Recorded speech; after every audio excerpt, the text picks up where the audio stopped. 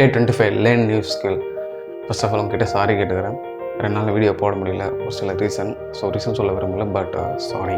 New skill அப்படின்னு சொன்னோடனே உங்கள் மைண்டில் ஒரு சில ஸ்கில் ஞாபகம் வரலாம். ஸோ அது வந்து நான் இந்த இயர் பிகினிங்கில் ஸ்டார்ட் பண்ணலான்னு நினச்சேன், ஸ்டார்ட் பண்ண முடியல. ஸோ 2 இயர்ஸ் நான் ட்ரை பண்ணலான்னு இருக்கேன், பட் ட்ரை பண்ண முடியலன்னு சொல்லிட்டு திங்க் பண்ணிருக்கீங்க. ஸோ அந்த விஷயத்தை தான் இப்போ ட்ரை பண்ண போகிறீங்க. ஃபுல்லாக பண்ண போகிறேன்னு சொல்லலை, ட்ரை மட்டும் பண்ண போகிறீங்க.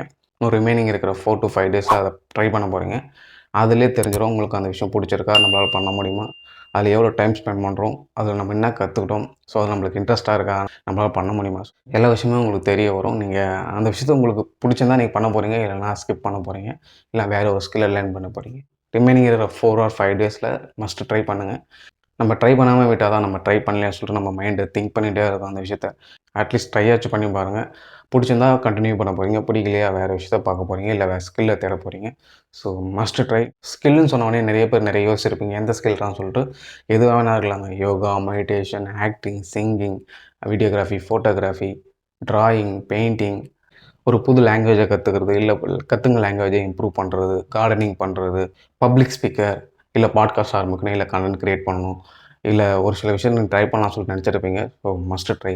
அதை ரைட்டிங்கா, இல்லை ஒரு ஸ்டோரி எழுதணும், இல்லை ஒரு புக்கை லான்ச் பண்ணணும், புக் எழுதணும். ஸோ அந்த மாதிரி நிறைய விஷயம் உங்களுக்கு தான் தெரியும். ஸோ எதை நீங்கள் பண்ண போகிறீங்களோ அதை ரிமைனிங் 4 டெஸ்ட்டில் ட்ரை மட்டும் பண்ணுங்கள். அதிலே தெரிஞ்சிடும் உங்களுக்கு அந்த விஷயம் வருமா வராதா, இல்லை பிடிச்சிருக்கா பிடிக்கலையான்னு சொல்லிட்டு. இப்போ உங்கள் மைண்டில் ஒரு சின்ன தாட்டும் வந்துட்டு இருக்கும். ஸோ அது பண்ணுறதெல்லாம் எனக்கு என்ன கிடைக்குன்னு சொல்லிட்டு. ஃபஸ்ட்டு விஷயம் வந்து பார்த்தீங்கன்னா, உங்களை நீங்கள் இம்ப்ரூவ் பண்ணுவீங்க. ஏன்னா உங்கள் லைஃபோட க்ரோத்துக்கு அது ஹெல்ப் பண்ணும். 2வது விஷயம் வந்து பார்த்தீங்கன்னா, இம்ப்ரூவ் யுவர் கிரியேட்டிவிட்டி. ஸோ நம்ம ஒரு விஷயம் பண்ணிகிட்டே இருக்கிறது தான் அது நம்ம கிரியேட்டிவிட்டி இம்ப்ரூவ் ஆகும்.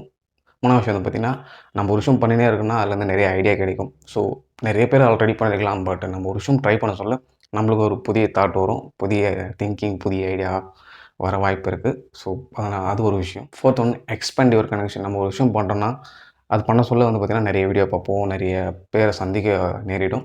ஸோ அந்த டைமில் வந்து பார்த்திங்கன்னா அவங்க கூட ஒரு கனெக்ஷன் ஏற்படும். ஒரு சில கனெக்ஷன் வந்து பார்த்திங்கன்னா நம்ம லைஃபே சேஞ்ச் பண்ணலாம். இன்னொன்று விஷயம் வந்து பார்த்திங்கன்னா நம்மளோட கம்யூனிகேஷன் வந்து இம்ப்ரூவ் ஆகும். நம்ம இன்டெப்த்தாக இறங்கி வேலை செய்ய சொல்ல தான் ஒரு சில ஐடியா வரும், ஒரு சில கொஷின் வரும், நிறைய ப்ராப்ளம் வரும், நிறைய விஷயத்தை நம்ம சால்வ் பண்ணுவோம். So next one, boost your confident. நம்ம ஒரு விஷயம் பண்ண சொல்ல ஆட்டோமேட்டிக்காக நம்மளோட கான்ஃபிடென்ட் பூஸ்ட் ஆகும். நம்ம செய்கிற ஒர்க்கும் இன்னும் கொஞ்சம் என்ஹான்ஸ் பண்ணி செய்வோம். ஸோ பண்ணலாம்னு சொல்லிட்டு. ஸோ அது இதில் கிடைக்கும். நெக்ஸ்ட் வந்து பார்த்தீங்கன்னா நியூ ஐடியா. ஆல்ரெடி சொன்னது தான், பட் நியூ ஐடியா நிறைய விஷயம் உங்களுக்கு தோணும், நிறைய விஷயம் பண்ணலாம்னு சொல்லிட்டு திங்க் பண்ணுவீங்க. ஸோ லாஸ்ட் ஒன் பார்த்தீங்கன்னா, அதை வச்சு நம்ம இன்கமும் ஜென்ரேட் பண்ணலாம்.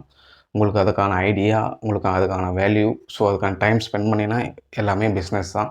ஸோ அதை வச்சு நீங்கள் இன்கமும் ஜென்ரேட் பண்ணலாம். ஒரு ஸ்கில்லை லேர்ன் பண்ணினா அது உங்களுக்கும் யூஸ்ஃபுல்லாக இருக்கணும், அடுத்தவங்களுக்கும் யூஸ்ஃபுல்லாக இருக்கணும். ஸோ அது மாதிரி ஒரு ஸ்கில்லை மஸ்ட்டு ட்ரை பண்ணுங்கள். ஸோ அது கோடிங்காக கூட இருக்கலாம், இல்லை ப்ரோக்ராமிங் லாங்குவேஜ். ஸோ ஏதோ ஒரு விஷயம். ஸோ ஒரு நியூ ஸ்கில்லை லேர்ன் பண்ண போகிறீங்க, அது வந்து உங்களுக்கு ஹெல்ப் பண்ண போகுது, உங்களோட ஃப்யூச்சருக்கு ஹெல்ப் பண்ண போகுது. அது மட்டும் இல்லாமல் உங்களுக்கு ஒரு இன்கம் வர அது ஒரு காரணமாக இருக்க போகுது. ஸோ இன்கம் வந்து லாஸ் தான், பட் நம்ம அதை ஒழுங்காக கற்றுக்கினா அதில் வந்து இன்கம்மை தவிர நிறைய விஷயம் நம்ம அதில் செய்யலாம். ஸோ அதனால் மஸ்ட் ட்ரை நியூ ஸ்கில். அது எது வேணால் இருக்கலாம், நீங்கள் ரொம்ப நாள் ட்ரை பண்ணணும்னு சொல்லிட்டு நினச்சிருக்கலாம். So must try. ரிமைனிங் டேஸில் ட்ரை பண்ணுங்கள், அதை இம்ப்ரூவ் பண்ண பாருங்கள். அது வந்து உங்களுக்கு ஒரு நல்ல எக்ஸ்பீரியன்ஸாக இருக்கும், ஒரு லெசனை உங்களுக்கு சொல்லிக் கொடுக்கும். ஸோ அந்த விஷயத்த கற்றுக்குங்க, அதை ஸ்டோர் பண்ணி வச்சுருங்க மைண்டில். ஓகே, அவ்வளோதான். நெக்ஸ்ட் வீடியோவில் பார்க்குறேன். உங்களில் ஒருவன் உங்கள்